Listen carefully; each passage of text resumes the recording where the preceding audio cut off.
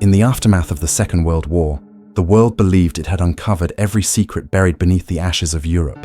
Yet scattered among the archives of defeated empires and emerging superpowers are fragments, misfiled reports, partial transmissions, and erased coordinates that suggest otherwise. These are not myths, nor the inventions of rumor, but the faint pulse of something deliberately hidden. What began as a war between nations became, in its dying hours, a struggle for knowledge. Knowledge that promised dominance beyond the battlefield. This is the story of those shadows, the sealed convoys, the vanished scientists, and the operations that never officially existed. Chapter 1: The Ghost Convoy of the Baltic Sea. In the closing months of the Second World War, as Soviet forces pushed deep into East Prussia, the German command faced a logistical catastrophe. Between February and May 1945, hundreds of vessels attempted to evacuate troops, refugees, and classified cargo across the Baltic. Most were routine operations under Unternehmen and Hannibal, the mass maritime evacuation that rivaled Dunkirk in scale. But among those listed in Kriegsmarine dispatches is a series of vessels under a different designation, Transportgruppe Nachtfracht. No Allied or Axis report ever explained what these ships carried, nor why their manifests were sealed. Under the personal authority of Reichsminister Albert Speer, what little remains of the Nachtfracht records suggests an effort to move cargo of strategic significance from Königsberg to secure facilities in Denmark and Norway. The last confirmed position of the convoy was recorded at 21:40 hours on April 17, 1945, near the Stolper Bank, before radio silence. According to Soviet naval records declassified in the 1990s, the 1st Submarine Brigade of the Baltic Fleet reported multiple sonar contacts that night. Submarine L-21 logged unidentified vessels maintaining radio discipline inconsistent with known German traffic. When intercepted, the contacts vanished from radar. A single coded distress call was received by Kriegsmarine Command. Feuer unter Deck. Befehle unklar. Ladung sichern jeden Preis. The message, fire below deck. Orders unclear. Secure the cargo at all costs, was abruptly cut off mid-transmission.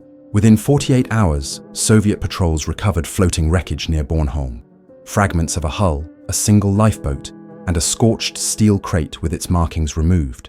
The crate was transferred to the NKVD and listed under archive reference F17 TOW, File 8. Recovered material. Origin unknown. Western intelligence soon became aware of the disappearance. In June 1946, British Naval Intelligence Division compiled Report NID 4172, referencing unconfirmed intelligence of a German maritime transfer of technical assets under black classification. The report noted that several high-ranking SS technical officers had been last seen boarding vessels in Gdansk under assumed naval identities. Curiously, the list included Dr. Heinrich Voss, an engineer associated with the Reich's Sondergeräte development program, responsible for experimental propulsion and energy systems at the Peenemünde facility. His name was officially recorded as deceased after the fall of Berlin. No body was ever recovered. For years, stories circulated among Baltic fishermen. They spoke of sonar echoes that returned impossible readings, vast, perfectly angular structures resting far below the normal depth of wartime wrecks. Divers from the Swedish Navy, conducting undersea mapping in 1957, recorded the same anomalies, but were ordered to cease operations due to potential munitions risk. However, in 1974, NATO initiated a classified exploration under the codename Operation Omega Sweep.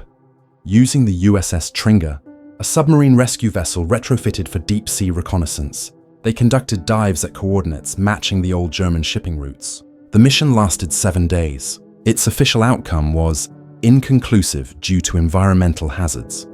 But a declassified memorandum from the Office of Naval Intelligence dated March 1975 tells a different story.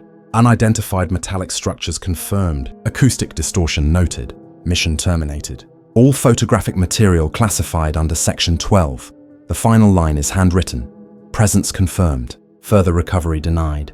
To understand why this convoy mattered, one must return to February 1945, to a meeting recorded in the diaries of General Hans Kammler, the SS engineer in charge of advanced weapons programs. On February 9th, Kammler wrote cryptically, "The cargo will leave under the night's freight. The Führer's instructions are absolute. The knowledge must not fall into Russian hands." Historians have speculated that the knowledge referred to technical data from secret weapons laboratories, including prototypes related to the America Rakit or other untested systems.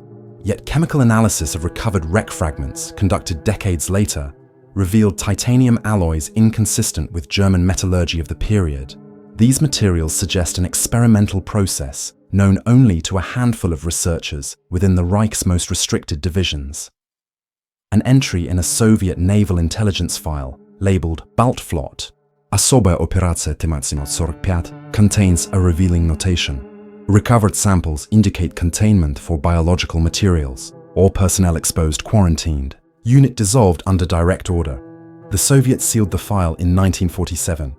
When Gorbachev's glasnost reforms briefly opened certain wartime archives, a researcher at the Central Naval Museum found the document had been replaced with a blank folder stamped "Withdrawn for State Security, 1983." The withdrawal reference corresponds to a classified operation conducted near Kaliningrad that same year, ostensibly an environmental cleanup. For decades, amateur historians sought to identify the lost ships of Nachtfracht. The few partial manifests that survived the destruction of Kriegsmarine archives mention 3 freighters: Bremenland, Thule, and Ostmark. Of these, only the Bremenland was ever confirmed sunk, torpedoed off the coast of Bornholm by Soviet submarine S-13. The others were never located. A Danish coastal radar station recorded unidentified surface echoes on April 18, 1945, moving northwest at irregular intervals. The echoes ceased abruptly, as if the vessels had stopped mid-sea. Some analysts have theorized that scuttling charges were detonated to prevent capture. Others point to reports from Swedish coastal stations describing electrical interference and a flash on the horizon. In 2001, a joint German-Polish marine archaeology team conducted an unauthorized dive near the same coordinates. Their sonar scans revealed a massive structure partially embedded in silt, rectangular, smooth, and devoid of typical ship architecture. The dive logs describe a narrow breach along its side, revealing internal compartments too small for standard cargo, but arranged in perfect symmetry like containment pods. Before the second dive could proceed, Polish maritime authorities revoked the expedition's permit, citing national security concerns. All footage was confiscated, and the lead diver later reported anonymous warnings to cease inquiries. One of the recovered artifacts, a corroded steel plate with stenciled letters barely legible, read, Eigentum des Reiches. Zugriff nur durch Befehl Kammler. Property of the Reich. Access by Kammler's order only. Whatever the Nachtfracht convoy carried, it was important enough for men to die protecting it, and for governments to keep its memory buried. The US Office of Naval Intelligence file Omega-27 was declassified in part in 2012. Among the redacted pages is a single typed note, subjects presumed unrecoverable. No further exploration authorized. Recommend status, non-existent. In the margin, a faint pencil annotation reads, If they weren't recovered, why are we still tracking their signal? The Baltic Sea remains restless, its depths concealing metal ghosts that hum faintly beneath the waves, echoes of a war that never truly ended. Chapter 2. Operation Paper, Veil, The Hidden Scientists. In May 1945, while Europe burned itself into surrender, the United States quietly began the largest human and scientific relocation effort in modern history. Officially, it was called Operation Paperclip, a classified program to extract Nazi scientists and engineers before the Soviets could capture them. The stated goal was to harvest technical expertise in rocketry, aviation, and medicine. But buried beneath the administrative layers of Paperclip existed a shadow directive, Operation Paper Veil. Almost no official record of it survives. What fragments remain? Redacted cables, conflicting manifests, and the testimony of a few retired intelligence officers paint a portrait of an operation that reached far beyond technology and into the machinery of the human mind. The first reference to Paper Veil appears in a joint Intelligence Objectives Agency, JIOA, memorandum dated August 12, 1945. The document, stamped Eyes Only Psychological Branch, instructs liaison officers to prioritize extraction of personnel associated with the Reich Main Security Office's Department 7th, Research and Analysis. Most were not scientists in the conventional sense. Their work involved neural disruption models, field cognition mapping, and behavioral induction under duress. phrases that surfaced decades later in US intelligence experiments, known collectively as MK-Ultra. These men and women were ghosts in the bureaucratic system, operating without uniforms, military ranks, or official postings. Yet many bore credentials from universities in Vienna, Leipzig, and Zurich. Several held SS clearances under the obscure sub-office Amt S, whose records vanished in April 1945. After the fall of Berlin, these individuals were quietly moved through neutral territories. Lisbon became the main transit point, with Red Cross identification cards issued under fabricated medical humanitarian programs. The OSS Lisbon station, then under Alan Dulles' jurisdiction, processed at least 48 such technical assets. Their ship manifests, preserved in the archives of the Portuguese Ministry of the Interior, show destination ports in Argentina, Uruguay, and strangely, New Orleans. The files list their cargo as pharmaceutical materials, though freight invoices suggest otherwise. Heavy metallic containers, biological containment units, and vacuum-sealed crates labeled Project Echo. Project Echo was not known to historians until a declassified MI6 transcript surfaced in 1987 during a parliamentary review of wartime psychological operations. The transcript documents an internal dispute between British and American intelligence regarding the ethical implications of post-combat mental manipulation experiments. One line stands out. Echo results inconsistent. Subject retention limited to 48 hours post-exposure. Recommend discontinuation pending American transfer. The subjects were believed to be German prisoners of war held in Camp King, Oberursel, under US custody. Subsequent interviews with former camp personnel describe strange night operations, where prisoners were taken to the sub-level infirmary for evaluation and returned with no memory of interrogation. When the United States absorbed many of these scientists under paperclip, those associated with Echo were categorized differently. Instead of being sent to military research bases like Wright Field or Fort Bliss, they were assigned to civilian fronts, university laboratories, medical institutes, and private corporations contracted through the Department of Defense. The idea was plausible deniability. One notable case is that of Dr. Kurt Weissman, a neurologist formerly of the Kaiser Wilhelm Institute for Brain Research. Under a new identity, he joined the University of Rochester in 1947, conducting radiation exposure studies for the Atomic Energy Commission. His real expertise, however, lay in psychotronic wave induction, a term found in confiscated SS files labeled Sonderakte 9D. These experiments focused on using radio frequencies to manipulate mood and perception, a fringe science in 1944, yet curiously aligned with Cold War-era mind control research. A confidential CIA memorandum from 1952, marked Project Bluebird Annex Vale, confirms that Weissman and several other ex-SS specialists continued their work in US facilities. The memo warns of unintended cross-reactive effects and notes. Subject 04B exhibited sustained dissociative symptoms consistent with original German field reports. The annex was later absorbed into MK-Ultra's subproject 136, which tested psychic driving and behavioral reprogramming. Paper Veil, it seems, was the unseen root system feeding these later endeavors. Not all of Paper Veil's participants remained in the West. At least 6 defected to Soviet intelligence between 1949 and 1953, drawn by promises of funding and immunity. GRU archives refer to them collectively as the Lisbon Group. Their work allegedly contributed to early Soviet sleep deprivation and sensory manipulation studies at Lubyanka and later in Khabarovsk. A captured KGB file from 1961, smuggled out by a defector known only as Archivist M, includes a chilling assessment. The Lisbon assets are capable of inducing temporary compliance through controlled trauma. Field deployment not recommended due to unpredictable outcomes. The Soviet Union abandoned the research soon after, but both sides had already crossed the ethical threshold. When the US Senate's Church Committee convened in 1975 to investigate intelligence abuses, several witnesses hinted at a pre-paperclip precursor that involved biological and psychological transfer programs from Germany. One classified testimony, still partially censored, reads, "The individuals we received were not engineers. They were something else entirely. Their knowledge was based on experiments conducted in environments we cannot ethically discuss. The committee never pursued Paper Veil by name, and all documents relating to it were sealed under national security clauses.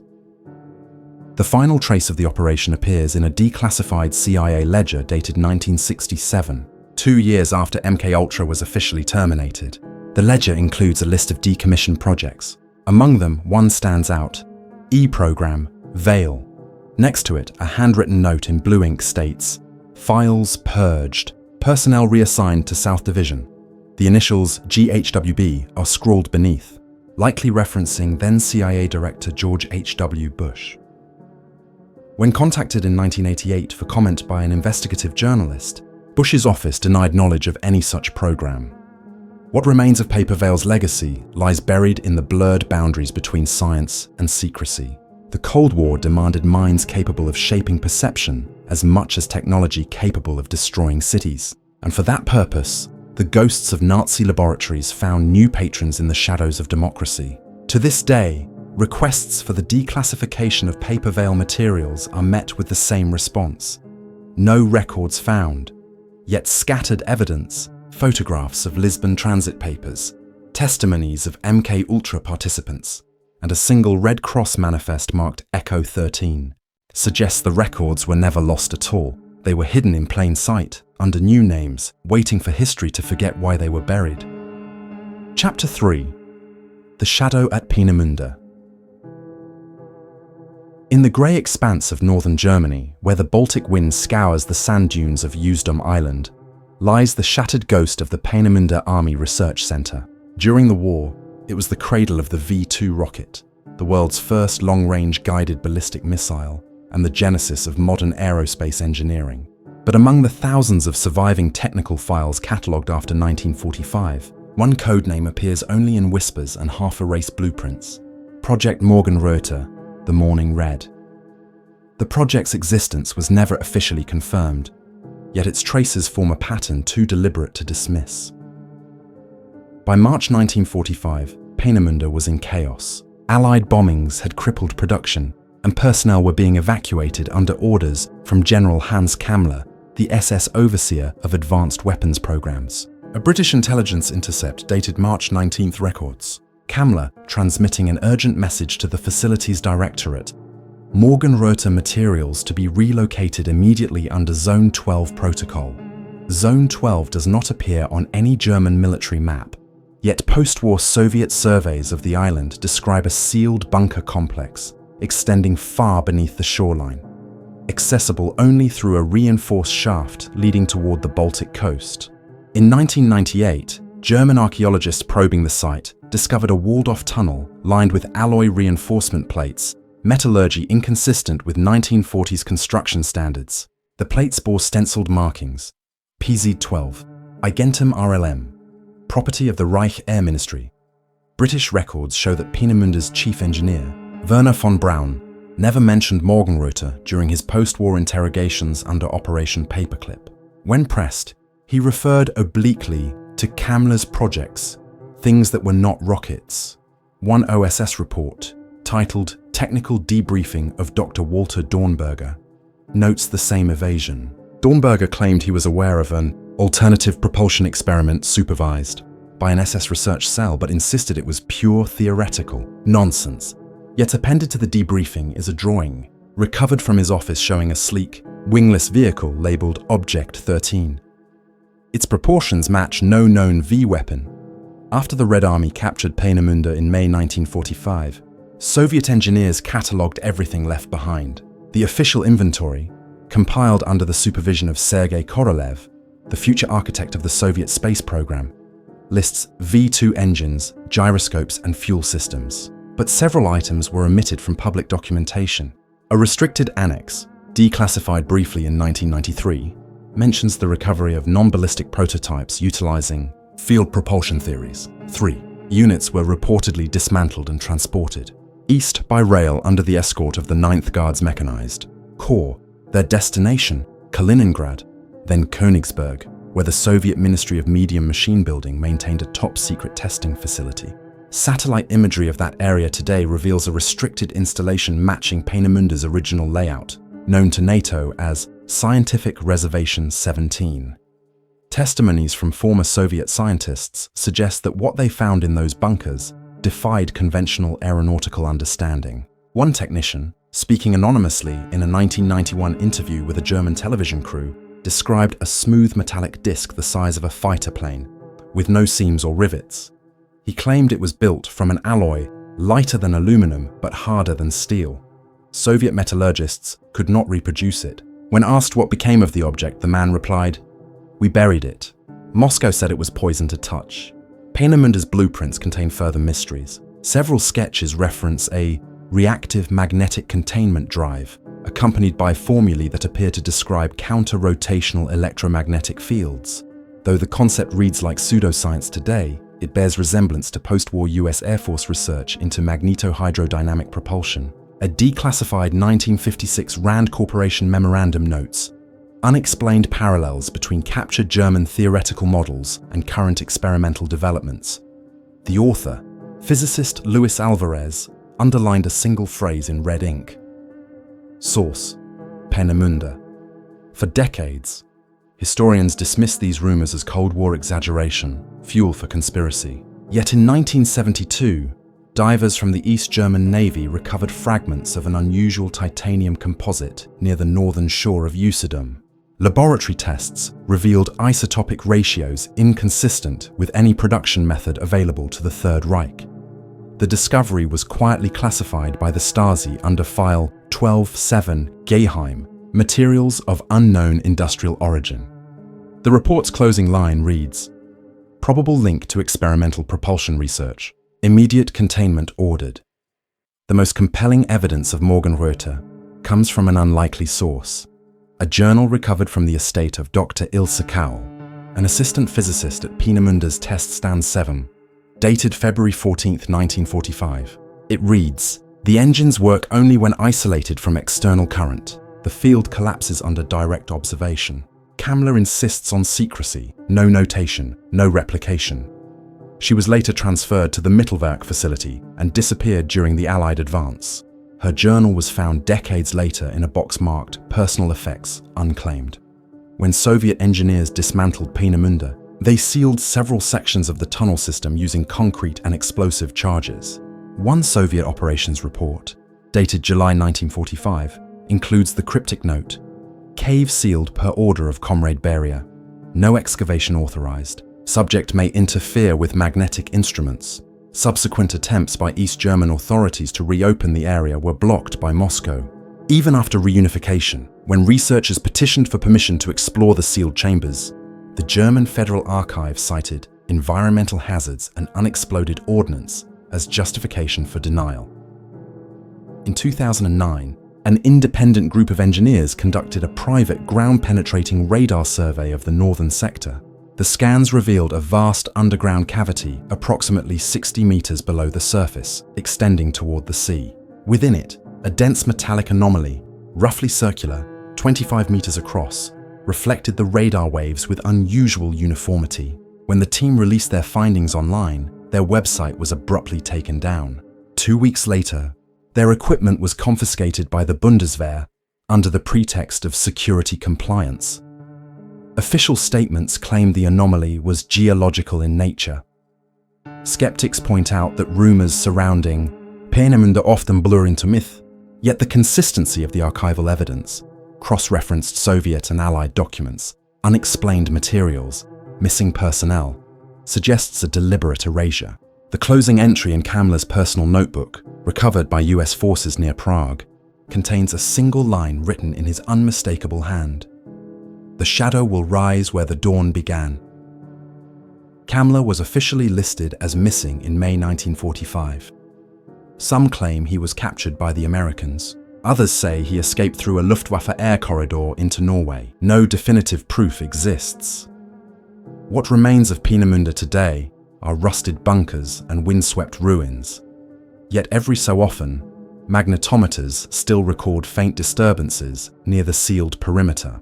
Local residents speak of a constant low hum that rises and falls with the tide, though no electrical source has been found. In the archives of the Bundesnachrichtendienst, file reference T45117 contains a brief notation. Object 13, last observed active 1945, status unresolved. Current energy signature, dormant. Beneath the coastal sands, under layers of concrete and time, the shadow of Peenemünde still breathes, silent, patient, and unaccounted for. Chapter 4, The Black Archives of Nuremberg. Between November 1945 and October 1946, the world gathered in the Palace of Justice in Nuremberg to witness the reckoning of the Third Reich. 24 of its most powerful leaders stood trial, their crimes recorded, their evidence catalogued. But behind the grand stage of justice, beneath the floodlights, the translators' booths, and the cameras, another process was underway. It involved not the prosecution of men, but the quiet disappearance of documents. Thousands of files confiscated from ministries, SS research bureaus, and occupied industries were diverted, reclassified, or erased. Among them, one crate stands apart, marked B12 Helios. The crate's journey is traceable only through fragments. A requisition slip from the US Third Army's Monuments, Fine Arts, an archives unit dated April 12, 1946 lists one sealed wooden container, 1.8 meters by 0.6, marked Helios. It was loaded onto a truck convoy bound for Frankfurt's document center, the facility responsible for processing captured German records. A week later, a receipt from the US Army's Office of Military Government confirms its arrival. But on June 2nd, a notation appears in the Frankfurt log. Consignment B12 forwarded to Washington under diplomatic courier classification.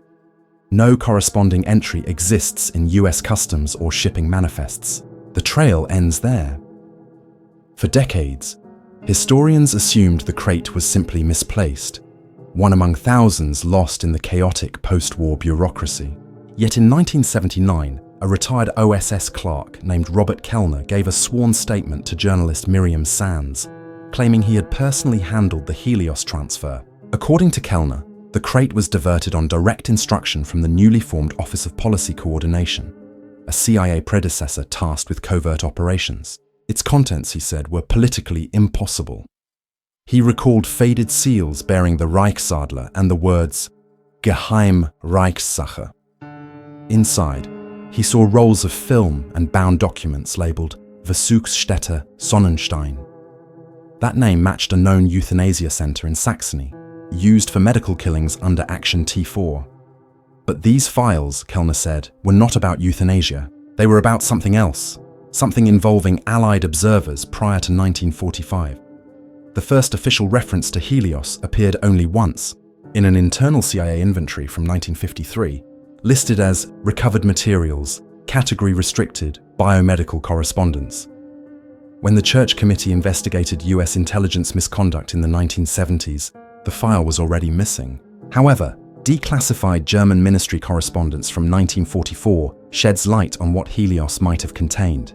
A letter from Dr. Theodor Morell, Adolf Hitler's personal physician, to the Reich Health Office references heliotropic shielding tests conducted under SS Sonderkommando 10A with observation from foreign representatives. The foreign representatives are never identified, but a British intelligence summary dated February 1945 notes industrial liaison between German, chemical sectors and foreign subsidiaries, pre-1939 under special agreements. This strongly suggests that Helios contained evidence of pre-war, financial or technological collusion, data embarrassing enough to be buried permanently. In 1998, a researcher at the National Archives in College Park uncovered a misfiled microfilm reel labeled Captured German Medical Film 17. The reel, though heavily degraded, contained a brief sequence showing an underground chamber lined with brick, where men in medical coats examined rows of emaciated figures. The film's leader strip bore the imprint Helios 1. Analysis confirmed it was shot on Agfa stock dated early 1944.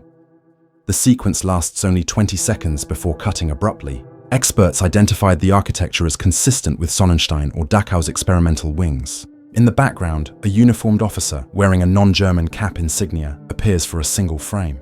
The insignia's design, a laurel wreath surrounding a torch, matched that of an Allied technical liaison corps that operated in occupied France in 1939. The implication was disturbing that Allied personnel may have observed, or even exchanged, experimental data with Nazi researchers before formal hostilities began.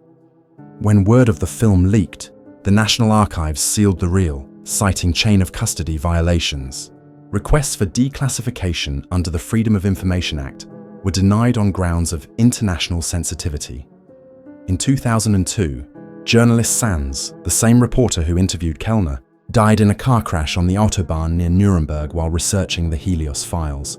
Her notes, later recovered from her apartment, included a photocopy of a letter dated January 1946 from an OSS archivist to Colonel Edwin Black. Per directive from OPC, Helios crate to be reclassified as toxic material, burial authorization to follow. Recommend Camp Peary storage until disposal. Camp Peary was and remains the CIA's most secretive training facility in Virginia. To this day, its declassified inventory lists no record of Helios.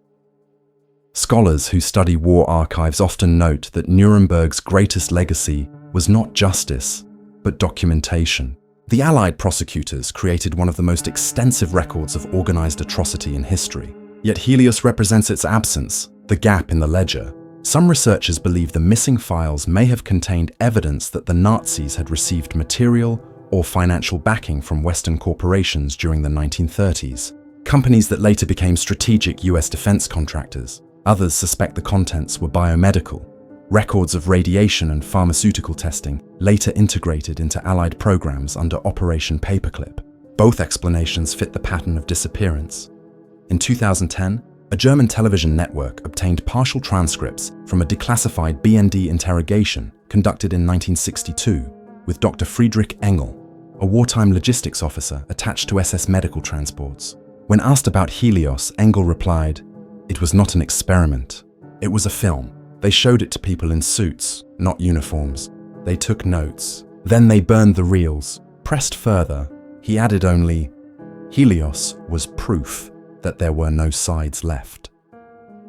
He died 2 weeks after the interview. The last known mention of Helios in an official capacity surfaced in a 1985 CIA internal memo released through a legal leak during the Iran-Contra hearings. Within an unrelated discussion on document classification, one paragraph stands out: Helios-related materials remain under indefinito embargo per 1951, Joint Directive 42 Delta, possession outside authorized.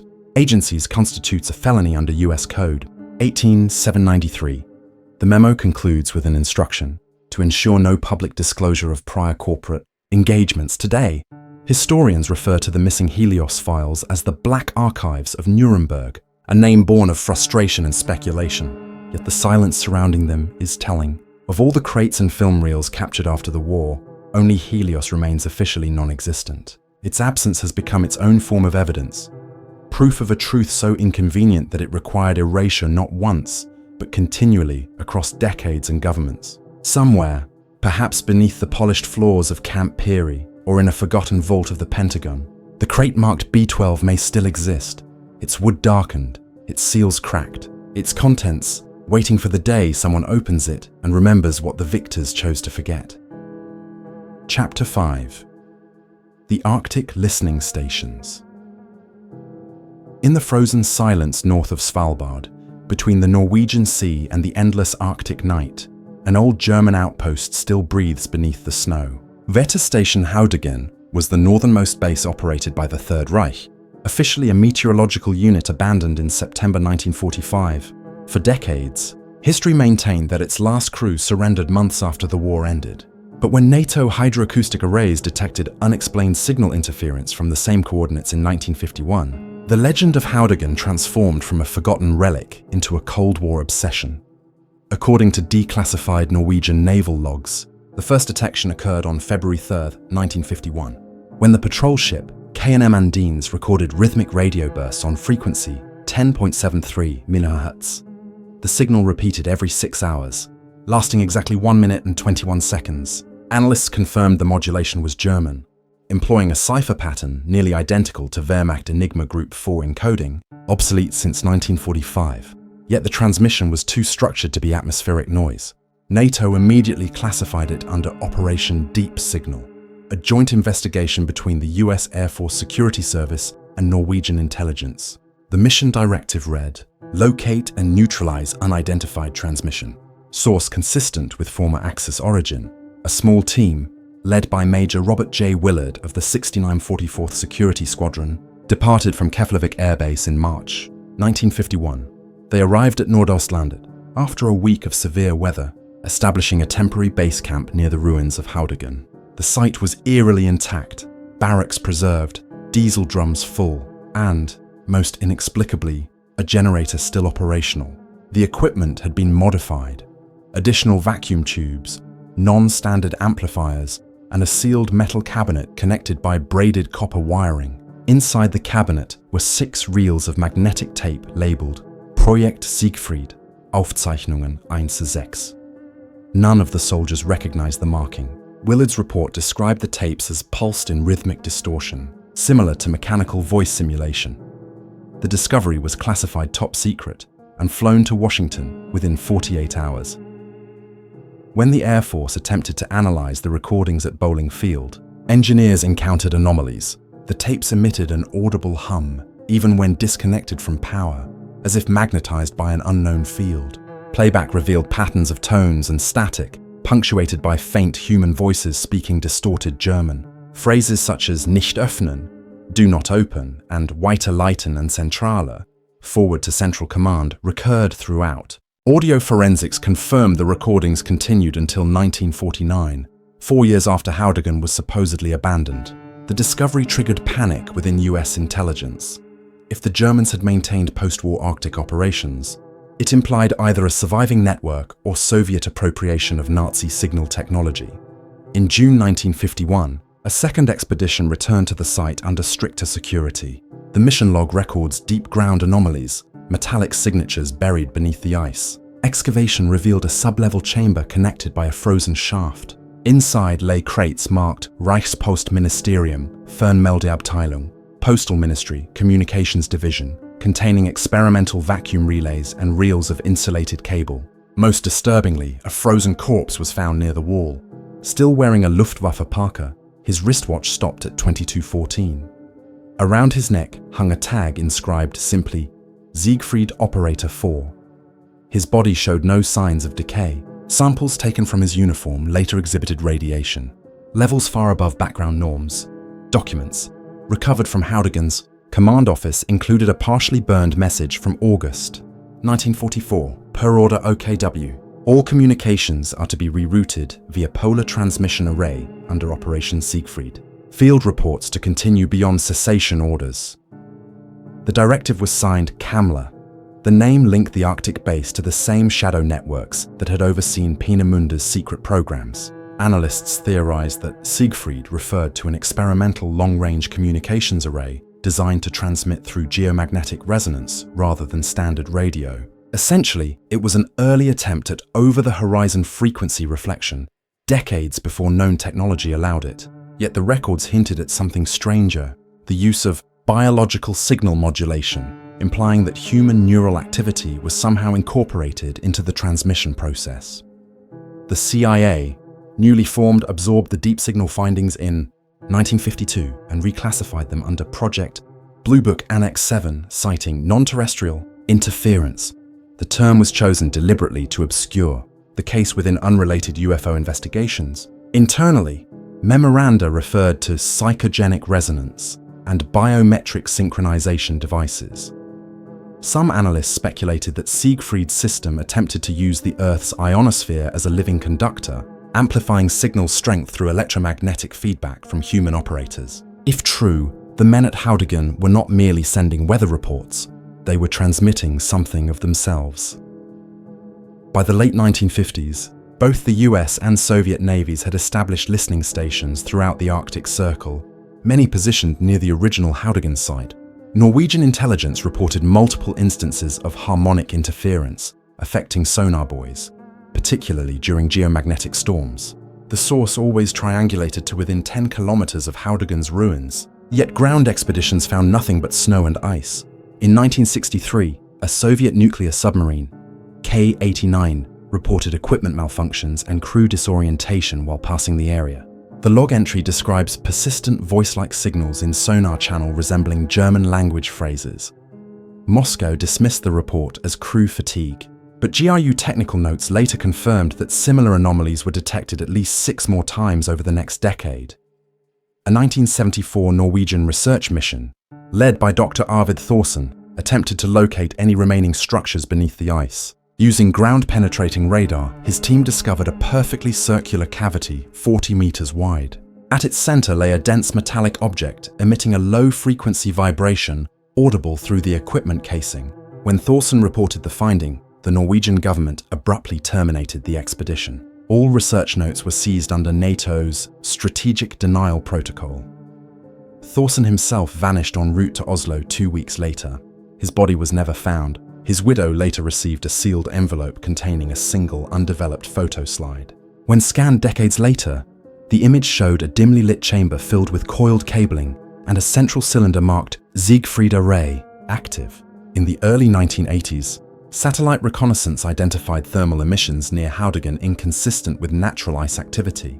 The readings suggested underground energy discharge at regular intervals. The data was quietly transferred to the US Defense Intelligence Agency, which concluded, residual autonomous system possibly operational.